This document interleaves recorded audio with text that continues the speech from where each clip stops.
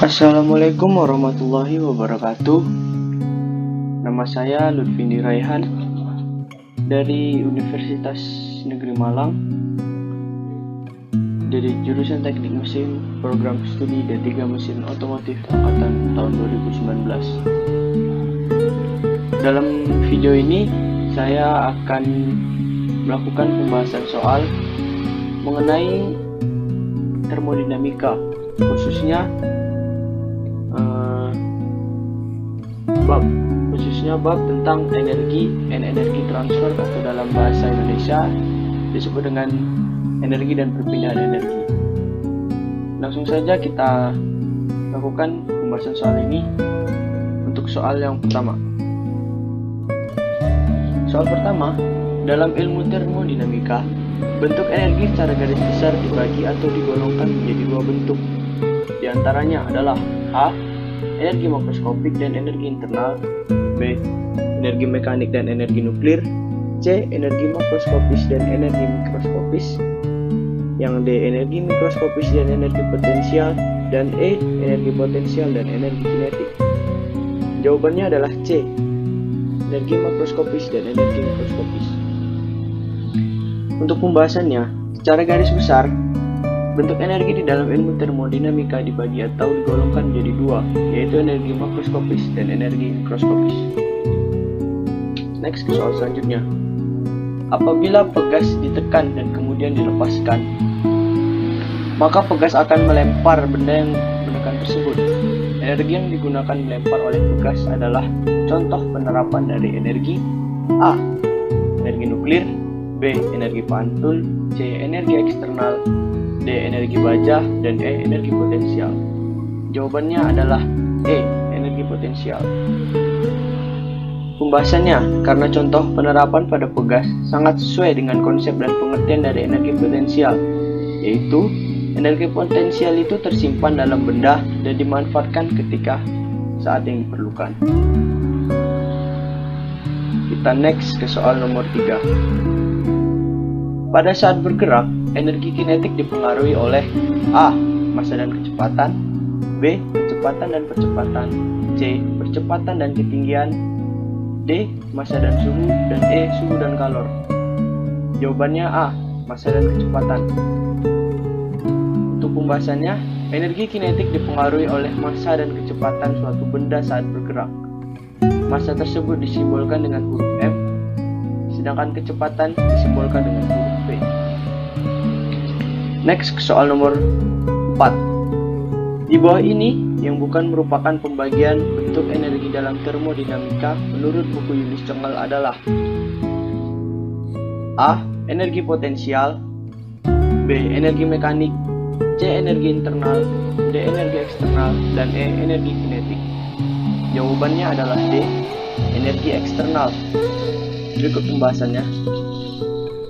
Menurut buku Yunis Cengel, bentuk energi itu dibagi menjadi beberapa, yaitu energi potensial, kinetik, mekanik, nuklir, internal. Dan energi eksternal itu bukan merupakan salah satu pembagian energi dalam termodinamika. Selanjutnya kita bahas soal nomor 5. Pada mesin mobil, transfer energi yang diterapkan agar sebuah mesin mobil dapat hidup atau menyala adalah A. Panas menjadi mekanik. B. Mekanik menjadi panas. C. Panas menjadi listrik. D. Listrik menjadi panas. Dan E. Mekanik menjadi listrik. Jawabannya A. Energi panas menjadi energi mekanik. Untuk pembahasannya sebagai berikut. Transfer energi panas menjadi mekanik. Prosesnya, ketika gas silinder terbakar, piston terdorong berputar pada poros mesin. Dari mesin, gas yang dikompresi meningkatkan suhu mesin sehingga menimbulkan energi untuk menghidupkan mesin. Next, soal nomor 6.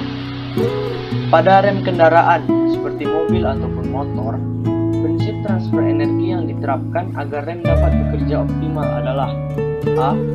Mekanik menjadi panas. B. Mekanik menjadi listrik. C. Panas menjadi mekanik. D. Listrik menjadi panas. Dan E. Panas menjadi potensial. Jawabannya A. Mekanik menjadi panas. Pembahasannya, transfer energi mekanik menjadi panas Prosesnya yaitu bantalan rem mendorong disc brake untuk menghentikan laju kendaraan. Disc brake tersebut memanas sehingga terjadilah perubahan energi dari kinetik menjadi energi panas.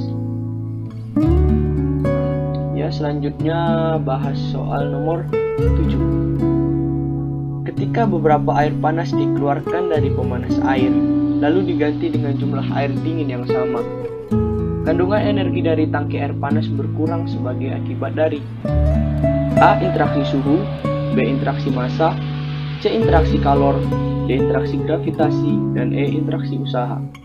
Jawabannya adalah B. Interaksi massa. Untuk pembahasannya sebagai berikut, yaitu ketika massa memasuki suatu sistem, energi dari sistem meningkat karena massa membawa energi bersamanya. Demikian juga ketika beberapa massa meninggalkan sistem, energi yang terkandung dalam sistem berkurang karena massa yang meninggalkan mengambil energi dengannya. Next, soal nomor 8. Energi dapat ditransfer ke atau dari suatu sistem dalam 3 bentuk. Di antaranya adalah A. Usaha, suhu dan kalor, B. Suhu, panas dan aliran usaha, C. Gravitasi, usaha dan panas, D. Aliran massa, gravitasi dan usaha, dan E. Panas, usaha dan aliran massa. Jawabannya E. Panas, usaha dan aliran massa. Untuk penjelasannya, dalam buku Yunus Cengel, khususnya tentang termodinamika, dijelaskan bahwa energi dapat ditransfer ke atau dari suatu sistem itu dalam 3 bentuk, yaitu dalam panas, usaha, dan aliran massa. Selanjutnya pembahasan soal untuk nomor 9. Harus ada gaya yang bekerja pada batas, dan batas harus bergerak. Merupakan 2 persyaratan yang wajib untuk interaksi kerja antara apa, titik, dan apa. A. Sistem dengan suhu, B. Lingkungan dengan gravitasi, C. Sistem dan lingkungan dan suhu, dan E. Gravitasi dan sistem. Jawabannya adalah C, yaitu sistem dan lingkungan. Pembahasannya, ada 2 persyaratan untuk interaksi kerja antara sistem dan lingkungannya agar harus ada gaya yang bekerja pada batas, dan batas harus bergerak. Oleh karena itu, keberadaan kekuatan pada batas tanpa perpindahan batas tidak merupakan interaksi kerja. Next, ke soal nomor 10. Energi dapat melintasi batas sistem tertutup dalam 2 bentuk yang berbeda, yaitu suhu dan percepatan, gravitasi dan suhu, C. Kalor dan usaha, D. Panas dan usaha, dan E. Massa dan kecepatan. Jawabannya adalah B. Gravitasi dan suhu. Untuk penjelasannya, menurut buku Yunus Cengel khususnya tentang termodinamika, energi itu dapat melintasi batas sistem tertutup dalam 2 bentuk yang berbeda, yaitu panas dan usaha. Oke, selanjutnya soal nomor 11. Bentuk energi makroskopik adalah yang dimiliki sistem secara keseluruhan, sehubungan dengan beberapa kerangka referensi luar, seperti energi titik dan energi titik. A. Energi kimia dan biologi, B. Nuklir dan panas, C. Kinetik dan potensial, D. Eksternal dan internal, dan E. Mekanik dan elektrik. Jawabannya C. Kinetik dan potensial. Penjelasannya, dalam buku Yunus Cengel jelaskan bahwa bentuk energi makroskopik adalah yang dimiliki sistem secara keseluruhan, sehubungan dengan beberapa kerangka referensi luar, seperti energi kinetik dan energi potensial. Selanjutnya soal nomor 12. Energi kinetik atau EK dengan setengah dikali mv kuadrat merupakan rumus persamaan dari A. Energi potensial, energi kinetik, energi panas, energi nuklir, dan energi mekanik. Jawabannya adalah energi kinetik. Karena tentu saja EK itu energi kinetik, menggunakan rumus yang ini, setengah dikali mv kuadrat. EK di sini sebagai energi kinetik tentu saja, yang M-nya sebagai massa benda, yang V sebagai kecepatan benda. Next, ke soal nomor 13. Energi yang berkaitan langsung dengan hukum kekekalan energi, yaitu energi tidak dapat diciptakan ataupun dimusnahkan. Energi hanya dapat diubah bentuk dari bentuk energi satu ke bentuk energi yang lain, adalah A. Energi internal, eksternal, mekanik, potensial, nuklir. Jawabannya adalah energi mekanik. Penjelasannya, energi mekanik itu berkaitan langsung dengan hukum kekekalan energi yang berbunyi energi tidak dapat diciptakan ataupun dimusnahkan. Energi hanya dapat diubah bentuk dari bentuk energi satu ke bentuk energi yang lain. Selanjutnya soal nomor 14. Bentuk energi yang terkait dengan struktur molekul suatu sistem dan tingkat aktivitas molekuler dan tidak tergantung pada kerangka referensi luar merupakan pengertian dari energi. A. Energi internal, B. Energi mikroskopik, C. Energi mekanik, D. Energi makroskopik, dan E. Energi potensial. Jawabannya tentu saja B. Energi mikroskopik. Penjelasannya, energi mikroskopik itu adalah energi yang terkait dengan struktur molekul suatu sistem dan tingkat aktivitas molekuler, dan dia tidak tergantung pada kerangka referensi luar. Selanjutnya soal nomor 15. Sebuah kereta api yang memiliki massa 600 kg sedang melaju dengan kecepatan 30 meter per sekon. Hitunglah energi kinetik pada kelajuan tersebut. Apakah yang terjadi jika kereta tidak mendadak? Untuk di sini jawabannya adalah D. 270.000 joule. Berikut caranya. Ya, diketahui tadi massa keretanya adalah 600 kg, kecepatannya V 30 meter per sekon. Kita gunakan rumus energi kinetik yang setengah mv kuadrat tadi. Masukkan saja M-nya 600 kg dan V-nya 30 meter per sekon. Jadi setengah dikali 600 dikali 30 pangkat 2. Hasilnya adalah 270.000 joule.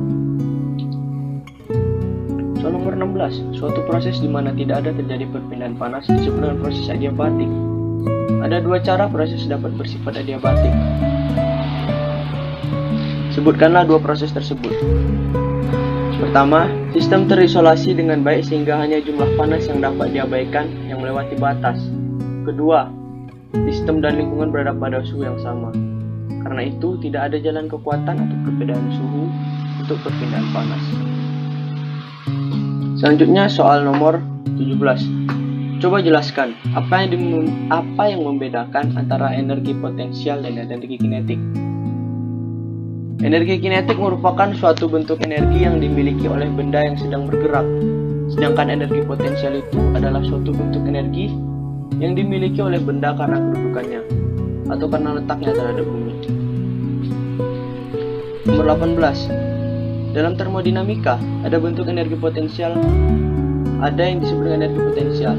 Pada energi potensial, ada yang disebut dengan energi potensial gravitasi. Apa itu energi potensial gravitasi? Energi potensial gravitasi adalah energi potensial yang disebabkan oleh gaya gravitasi bumi.